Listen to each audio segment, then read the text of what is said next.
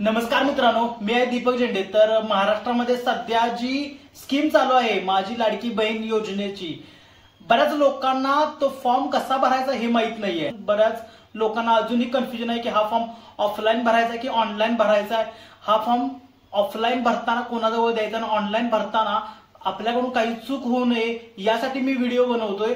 तर व्हिडिओ हा शेवटपर्यंत बघा। या व्हिडिओमध्ये मी प्रॅक्टिकल डेमो दाखवतोय की डायरेक्टली फॉर्म आपण कसा सबमिट करताय तो 1,500 रुपये म्हणजे वर्षाचे 18,000 रुपये तुमच्या अकाउंटवरती येईल। तर चला तर सुरू करूया। तर हा फॉर्म भरताना सगळ्यात पहिला तुम्हाला डॉक्युमेंट कोणकोणती लागणार आहेत। सगळ्यात पहिला गव्हर्नमेंटने सांगितले की तुम्हाला उत्पन्नाचा फॉर्म लागणार आहे, पण त्याच्याऐवजी आता गव्हर्नमेंटने सांगितले की जर तुमच्या रेशन कार्डावरती जर घरातल्या सगळ्यांचं वार्षिक उत्पन्न जर मेन्शन असेल किंवा लिहिलेलं असेल त्याच्यावरती, तर तुम्हाला उत्पन्नाच्या दाखल्याची गरज नाहीये। तर चला तर बघूया की सगळ्यात पहिला या योजनेसाठी तुम्हाला कोणकोणते डॉक्युमेंट लागणार आहेत। सगळ्यात पहिला येतात ते म्हणजे आधार कार्ड, आणि ज्या व्यक्तीचं आपण हे ऍप्लिकेशन भरतोय त्या व्यक्तीचं बँक अकाउंट असणं सगळ्यात महत्वाचं आहे। आणि ते बँक अकाउंट कोणत्या शाखेत किंवा कोणत्या बँकेत असणं महत्वाचं आहे। तुम्हाला एक गोष्ट सांगतो की कोणत्याही गव्हर्नमेंटच्या योजना ह्या शक्यतो यामध्ये जर तुम्ही बँक अकाउंट जर ऍड करत असाल तर तुम्ही नॅशनलाइज बँक म्हणजे बँक ऑफ इंडिया, SBI, त्यानंतर bank of Maharashtra, bank of Baroda, HDFC, ICICI अशा नॅशनल बँकांचं अकाउंटच यूज करा, जेणेकरून गव्हर्नमेंट डायरेक्टली व्हेरिफिकेशन मध्ये कोणताही अडथळा येत नाही।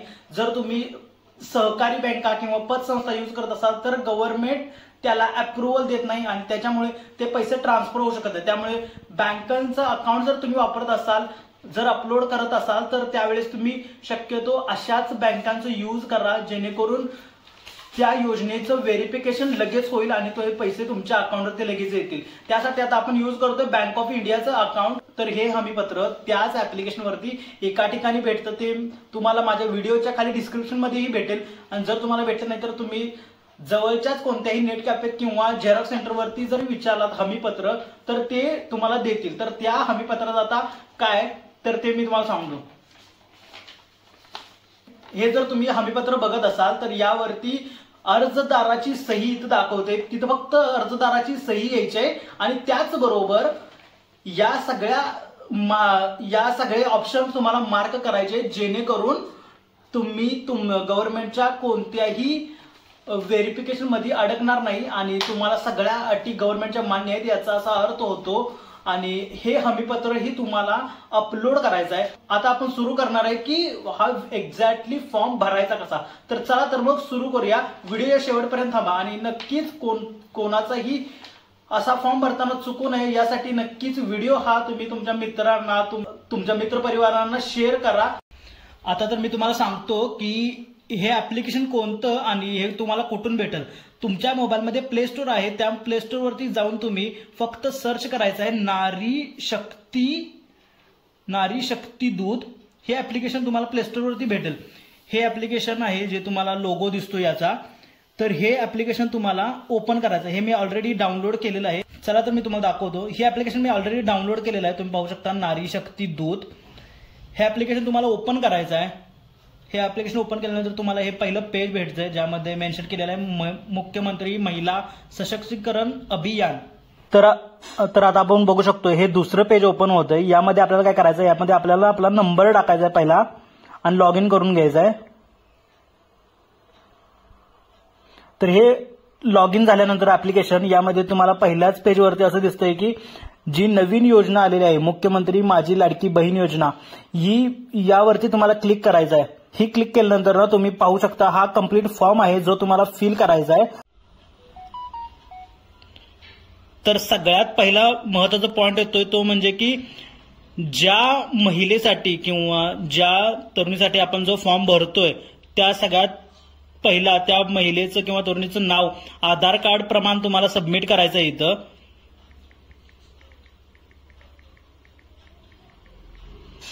आणि त्याच नंतर ना दुसरा ऑप्शन तुम्हाला भेटतोय की पती किंवा वडिलांचं नाव तुम्हाला इथं मेन्शन करायचं आहे।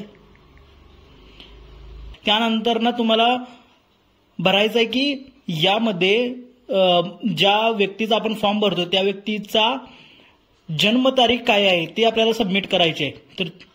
तर ते आपण सबमिट कशी करणार, त्यावरती क्लिक करणार। त्यानंतर ना त्या सालाला जाणार सगळ्यात पहिला त्यानंतर ना मंथ कोणता आहे तो बघणार,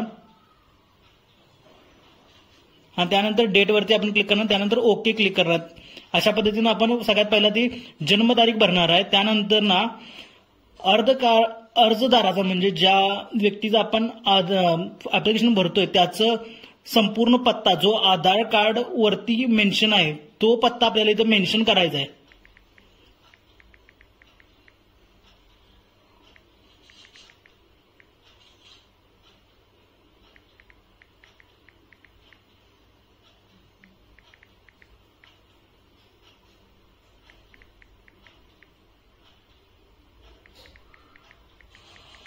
त्यानंतर तुमचे गाव हे ग्रामपंचायत आहे, नगरपालिका आहे किंवा नगरपंचायत आहे त्या पद्धतीने तुम्ही मेन्शन करा. त्यानंतर तुमच्या गावाचा असलेला पिनकोड नंबर तुम्ही मेन्शन करा. त्यानंतर ना तुम्ही त्या व्यक्तीकडे जर मोबाईल असेल तर तो नंबर तुम्ही फिल करू शकता किंवा तुम्ही स्वतःचाही नंबर तुम्ही तिथं टाकू शकता. आणि त्यानंतर त्या व्यक्तीचा आधार क्रमांक तुम्ही मेन्शन करा. तो आधार कार्डवरचा नंबर तुम्हाला चुकवायचा नाहीये.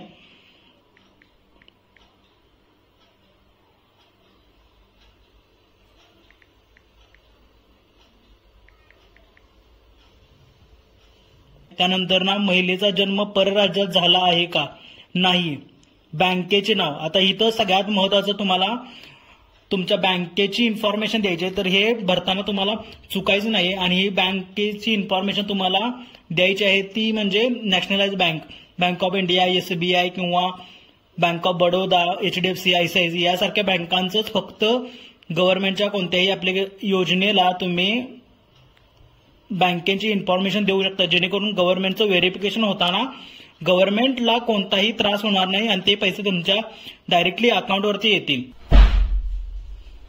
अशा पद्धतीनं तुम्हाला सगळ्यात पहिला खातेदाराचा बँकेचा तपशील द्यायचा आहे, म्हणजे बँकेचं नाव, बँकेच्या खातेधारकाचं नाव, जे बँकेच्या पासबुकवरती नाव आहे सेम नाव तुम्हाला इथं मेन्शन करायचं आहे. त्यानंतर ना अकाउंट नंबर मेन्शन करताना तुम्हाला काळजी घ्यायची आहे की तुम्ही तुमचा अकाउंट नंबरच मेन्शन करताय तो तुम्ही व्हेरीफाय करून घ्या जो तुम्ही मेन्शन करताय. त्यानंतर IFSC कोड. IFSC कोड म्हणजे काय असतो, तुमच्याच बँकच्या पासबुकवरतीच सगळ्यात पहिल्या पेजवरती IFSC कोड असतो, किंवा जर तुमचं बँक अकाउंट जर कोणत्या बँक ऑफ इंडिया जर पलूसमध्ये असेल तर तुम्ही मेन्शन गुगलवरती डायरेक्ट सर्च केला bank of India Palus IFSC code तर तुम्हाला भेटून जाईल की IFSC कोड काय असतो. त्याच पद्धतीनं तुमच्या पासबुकच्या पहिल्या पेजवरती असतो तो तुम्हाला डायरेक्ट इथं मेन्शन करायचा आहे.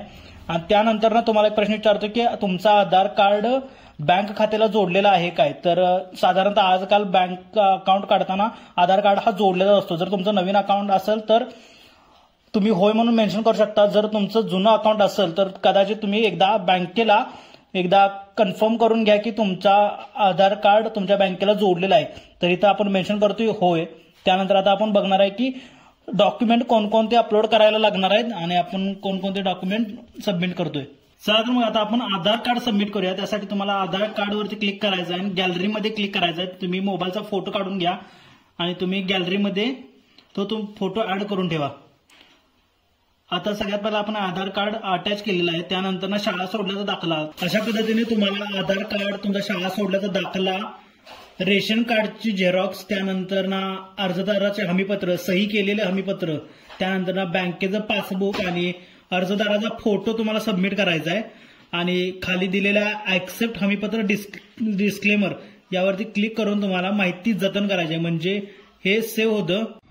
तर या पद्धतीनं तुम्हाला तुमचा सगळा फॉर्म व्यवस्थित सगळ्या डिटेल्स, आधार कार्ड, त्यानंतर बँकेच्या डिटेल्स, सगळे डॉक्युमेंट तुम्हाला अपलोड करायचे आहेत. आणि या पद्धतीनं तुम्ही तुमचं अकाउंट काढून तुमचं स्वतःचं ऍप्लिकेशन सबमिट करू शकता. आणि जर तुम्हाला कोणताही जरी प्रॉब्लेम आला तर तुम्ही कॉमेंट बॉक्समध्ये मेन्शन करू शकता. आणि हा व्हिडिओ जास्तीत जास्त लोकांच्यापर्यंत शेअर करा, जेणेकरून कोणाचाही फॉर्म भरताना चूक होणार नाही किंवा कोणाला काही प्रॉब्लेम आला तर तो या व्हिडिओचा उपयोग करून किंवा रेफरन्स घेऊन तो बघून हा ऍप्लिकेशन भरू शकतो. तर व्हिडिओला लाईक करायला विसरू नका आणि व्हिडिओ नक्की शेअर करा. धन्यवाद.